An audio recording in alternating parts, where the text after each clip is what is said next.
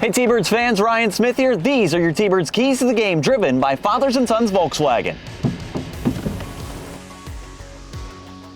T-Birds and the Lehigh Valley Phantoms on a Friday night here inside the Thunderdome. It's going to get a little bit loud in here as it's Pucks and Paws night presented by our friends at Pet Supplies Plus. So if you hear a little extra bark in the crowd tonight, you'll understand why.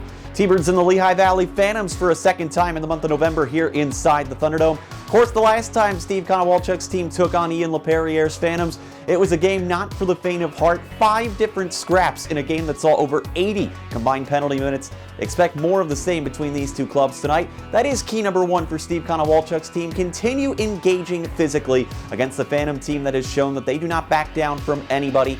Easy to see why there was such a great energy in the crowd and on the 2 benches in the first period. But for Steve Konowalchuk and his team, it's a matter of using that aggression at the right moments in the game and not using it as a way to try to exact old scores and put yourself behind the 8 ball with penalties either. It's a fine line that has to be walked, and certainly one that these two teams will be trying to successfully do here tonight.